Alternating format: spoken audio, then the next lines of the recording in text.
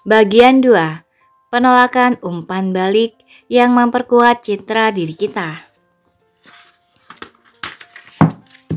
Bab 17. Menjadi berani. Kekuatan yang kita ciptakan di dalam diri kita adalah keamanan kita yang sebenarnya. Memahami kelemahan diri kita.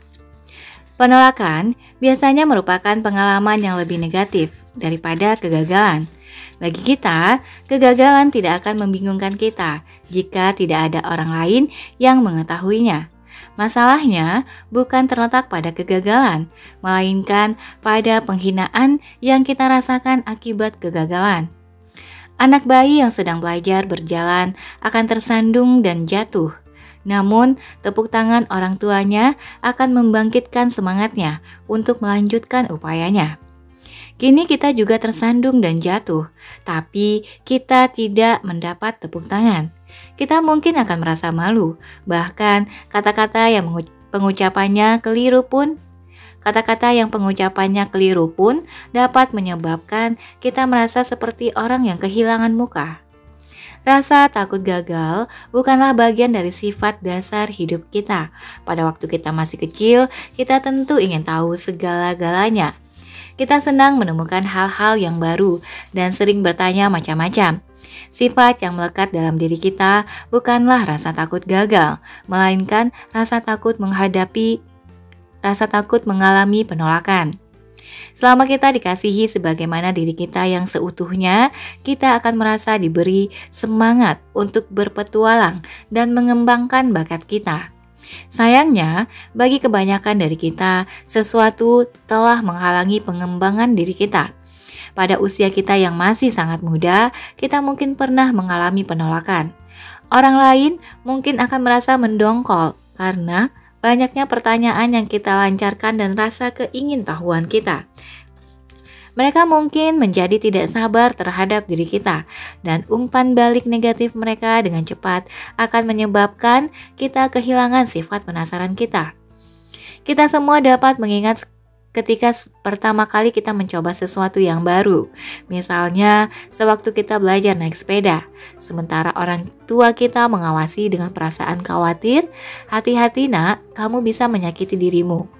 Kita perlu mengenal keseimbangan antara kesadaran diri kita terhadap bahaya dan keinginan kita untuk selalu unggul.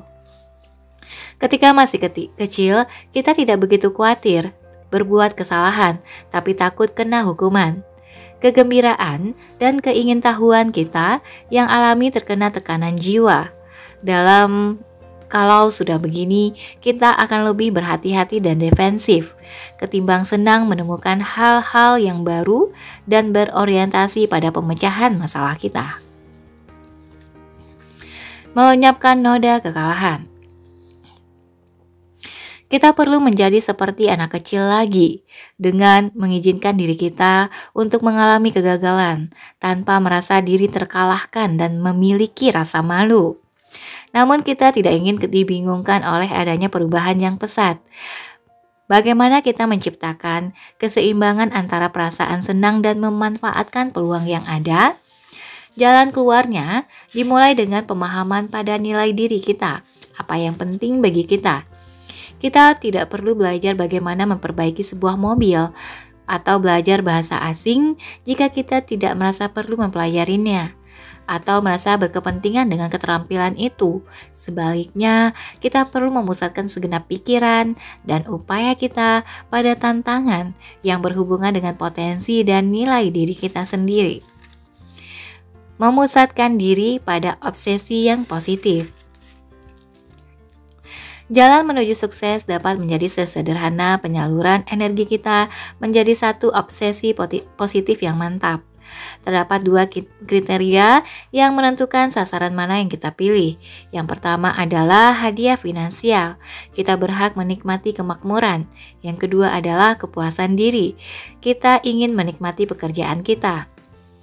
Jika kita mengabdikan sebagian besar hidup kita pada pekerjaan kita, maka kita ingin merasa yakin bahwa tantangan yang kita hadapi paling tidak bisa menyenangkan kita, sama seperti kegiatan fisik favorit kita atau kegembiraan saat kita menonton film yang bagus. Bila kita tidak dapat menemukan pekerjaan yang memberikan penghasilan yang cukup dan memuaskan diri kita, maka kita perlu memisahkan kehidupan kita menjadi dua bagian. Bagian yang pertama menyangkut pekerjaan yang mampu menyediakan uang yang kita inginkan, sedangkan bagian yang lain menyangkut kegiatan yang kita senangi. Idealnya, kegiatan yang mendatangkan kepuasan diri kita bisa berubah menjadi upaya yang menguntungkan kita. Dengan demikian, kita mampu melakukan pekerjaan yang kita senangi. Sayangnya, makin kita menginginkan sesuatu, misalnya sukses dalam dunia bisnis atau keberhasilan dalam pertalian kasih, kita akan semakin merasa takut kehilangan. Karena alasan inilah, banyak dari antara kita sengaja tidak mau memiliki barang yang serba mewah, seperti mobil atau perhiasan yang harganya serba mahal. Karena kita tidak ingin selalu merasa khawatir kalau barang mewah itu nanti akan lenyap dicuri orang. Kita kebanyakan menghindari tantangan dalam pekerjaan kita, sebab kita takut bila tanggung jawab kita makin besar, kemungkinan ruginya akan makin besar pula. Ketimbang takut sukses, kita malah takut memangku jabatan yang bisa membawa kita ke ambang pintu keberhasilan. Saya sendiri takut akan ketinggian. Semakin tinggi saya mendaki di sepanjang rute pendakian di High Sierra, semakin banyak kesenangan yang saya rasakan karena saya bisa menikmati pemandangan alam pegunungan berikut air terjunnya. Selain itu, saya juga menjadi lebih takut kalau saya melayangkan pandangan saya ke bawah dan melihat betapa jauhnya saya akan jatuh. Demikian pula di bidang bisnis, semakin banyak keberhasilan yang kita peroleh, kita akan semakin dihantui oleh rasa takut bangkrut.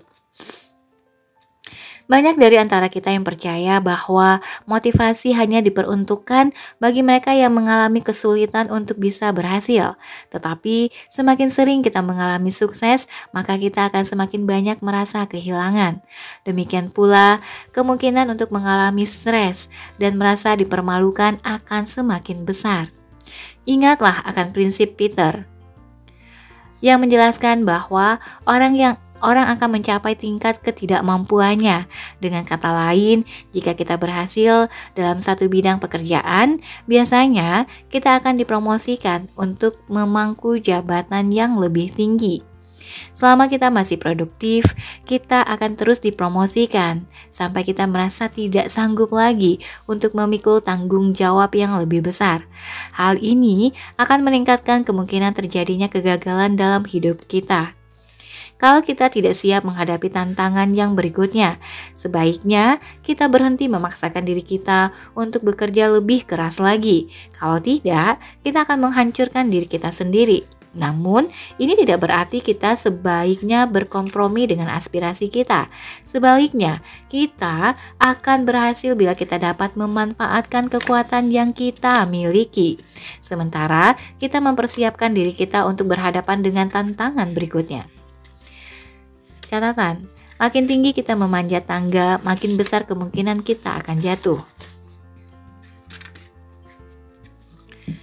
Kalau kita menjual sesuatu dan kemudian kita kehilangan order, tidak ada seorang pun yang bakal mengetahuinya. Bila Anda sukses dan dipromosikan dalam manajemen penjualan, serta tidak lama kemudian ada salah seorang penjual Anda berhenti bekerja, maka setiap orang akan segera mengetahui apa yang telah terjadi. Jika penjual yang berhenti itu bercerita kepada semua orang di kantor Anda bahwa Andalah yang menyebabkan dia sampai keluar dari pekerjaan, maka hal ini mungkin akan menimbulkan pengaruh yang sangat negatif. Bila kita merencanakan akan merebut kursi politik di sebuah kota kecil dan ternyata gagal, rasa malu kita mungkin akan terbatas di lingkungan kota itu saja. Walaupun kegagalan Anda akan diumumkan pada surat kabar setempat. Ketika Richard Nixon terpaksa harus mengundurkan diri dari jabatannya sebagai Presiden Amerika Serikat, kekalahan dan rasa malunya dengan cepat tersebar ke seluruh penjuru dunia. Semakin banyak yang kita capai, semakin besar pula peluang untuk meraih tingkat sukses yang lebih tinggi lagi. Namun sejalan dengan itu, kita juga akan menghadapi bahaya yang semakin besar bagi kejatuhan kita.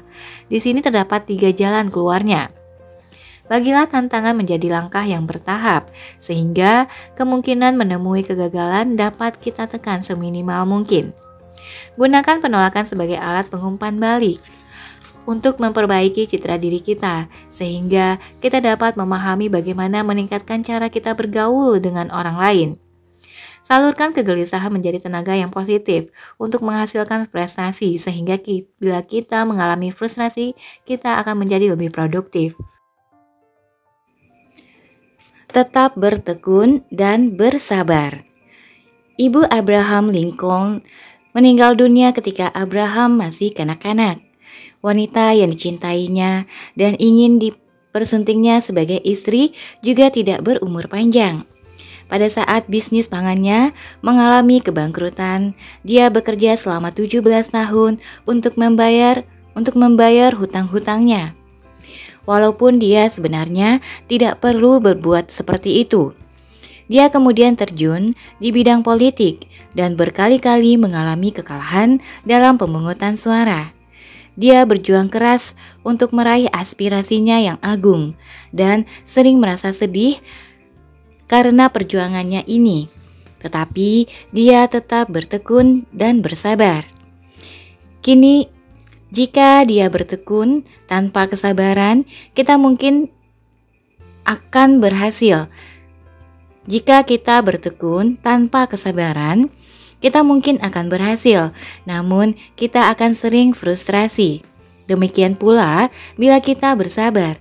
Tanpa ketekunan, kita mungkin akan merasa senang, tapi tidak akan pernah mencapai sasaran kita. Kita ingin mendapatkan keseimbangan antara kedua kualitas tersebut pada saat yang bersamaan. Pengaruh kultur. Seringkali rasa takut kita disebabkan oleh pengaruh kultur. Kita diajarkan bahwa kemenangan bukanlah hal yang paling penting. Kemenangan ialah suatu keharusan. Seandainya Anda dibayar 3 juta dolar untuk bermain sebagai pemain gelandang guna memenangkan Super Bowl, maka Anda perlu sekali memiliki sikap dan semangat untuk menang. Namun, kita perlu menemukan keseimbangan antara niat untuk unggul dengan perasaan senang mengejar keunggulan. Jika kita mau sukses, kita tidak boleh berurusan dengan kegagalan dan penolakan. Bahkan, kita tidak boleh bergaul dengannya. Kalau kita berhasil, kita mungkin akan khawatir kehilangan apa yang sudah kita miliki dan takut mengalami penghinaan. Tetapi bila kita bisa mengarahkan pikiran kita terfokus pada apa yang betul-betul penting, maka persepsi, reaksi, dan perasaan kita akan berubah.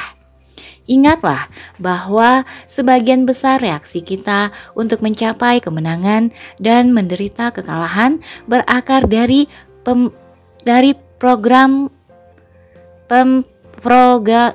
pemrograman kultur. Bayangkan bahwa Anda adalah seseorang yang berasal dari salah satu kultur berikut: bangsa Itali, suku Indian Amerika, atau kebangsaan Amerika. Jika Anda seorang bangsa Itali tulen, adalah hal yang wajar bila Anda suka tertawa dan menangis. Bila Anda seorang keturunan suku Indian Amerika, Anda bisa tertawa atau menangis. Kalau Anda seorang Amerika, Anda boleh tertawa, tapi tidak boleh menangis. Dalam proses pengaruh kultur ini, di mana kita menempatkan diri kita agar bisa menjadi orang seperti yang kita inginkan, baik untuk mencapai apa yang kita ingin raih dan mengalami kebahagiaan yang kita dambakan, kita perlu mendorong diri kita agar bisa keluar dari pengaruh kultur ini dan memutuskan mana yang paling baik untuk diri kita. Ini termasuk pandangan kita terhadap kesengsaraan, umpan balik negatif, dan stres. Dengan demikian, apapun yang terjadi, kita masih dapat menikmati tantangan. Berani mengambil risiko. Saya bertemu Jim Lorenzen pada tahun 1970. Sekarang, Jim bertugas melatih para pengusaha di Portland, Oregon. Konsep bisnisnya adalah penjualan yang mudah. Dulu Jim adalah pecandu alkohol.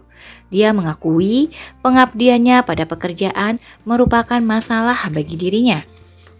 Dulu saya adalah orang yang bersikap masa bodoh.